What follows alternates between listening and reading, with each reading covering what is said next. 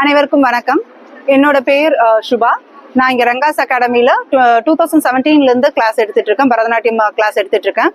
இப்போ போதை கலாச்சாரம் ரொம்ப பெருசா வளர்ந்து வந்துட்டு இருக்குது. ஸோ அதை தடுக்கும் விதமாக நிறைய பேர் விழிப்புணர்வு ப்ரோக்ராம் பண்றாங்க. ஃபார் எக்ஸாம்பிள் பாத்தீங்கன்னா, போன வாரம் பொள்ளாச்சியில நம்ம அண்ணாமலை சார் ஒரு போதை தடுப்பு மாநாடு பெருசா ஒண்ணு பண்ணாங்க. அதுக்கு முன்னாடி நம்மளோட சீஃப் மினிஸ்டர் சார் ஒரு stop marathon stop drug start ரன்ங்கிற ஒரு மாரத்தான் பண்ணாங்க. ஸோ அந்த வழியில நம்மளும் கோயம்புத்தூர்ல கனியூர்ல இந்த போதை தடுப்பு விழிப்புணர்வு ஏதாவது ஒண்ணு பண்ணணும்னு நாங்க நினைச்சோம். ஸோ நிறைய பேர் மேரத்தான் வாக்காத்தான்லாம் பண்ணாங்க. நாங்க பரதநாட்டிய பயிற்சி பள்ளி வச்சிருக்கிறதுனால பரதநாட்டியம் மூலமா ஒரு விழிப்புணர்வு பண்ணணும்னு நாங்க நினைச்சோம். சோ அதனால இன்னைக்கு கருமத்தம்பட்டி ரவுண்டானில இருந்து இங்க வரைக்கும் பரதநாட்டியம் மூலமா ஒரு விழிப்புணர்வு பண்ணிட்டு நாங்க இங்க ஊர்வலம் பண்ணோம். சோ இதுக்கு முழு உறுதுணையாக இருந்த கருமத்தம்பட்டி காவல்துறை இன்ஸ்பெக்டர் திரு நவநீத கிருஷ்ணன் அவர்களுக்கும் மற்றும் காவல்துறை நண்பர்களுக்கும் எனது நன்றியை தெரிவித்துக் கொள்கிறேன்.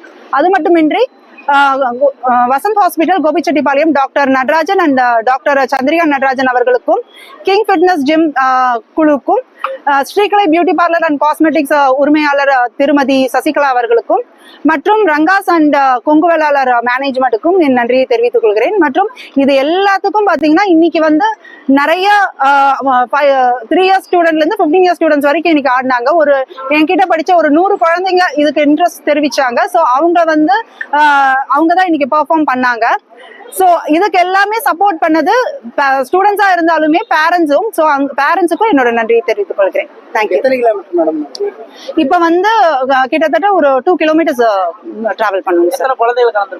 100 குழந்தைங்க சார்.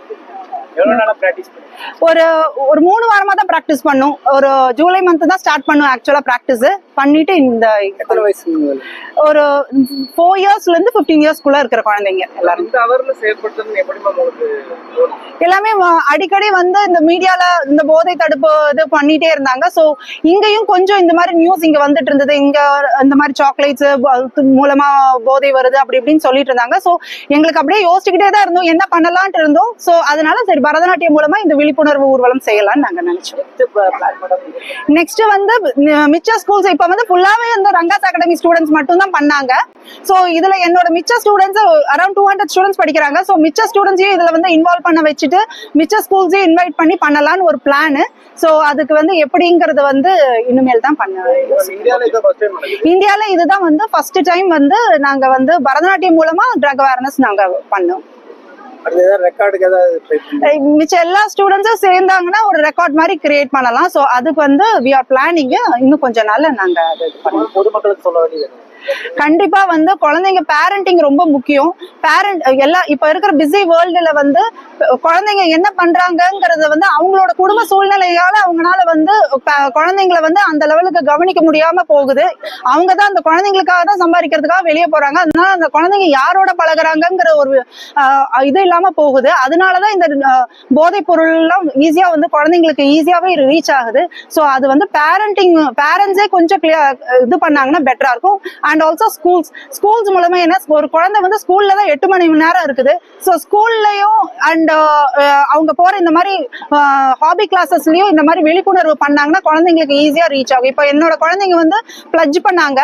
ஸோ எனக்கு ஷியோரா தெரியும் என்னோட 200 குழந்தைங்களும் இனிமேல் அவங்க தொடவே மாட்டாங்கன்னு. ஸோ அந்த மாதிரி ஒவ்வொருத்தவங்களும் அப்படி பண்ணாங்கன்னா சின்னதா சேர்ந்தோம்னா பெருசா நம்ம மாற்றத்தை உண்டாக்கலாம்.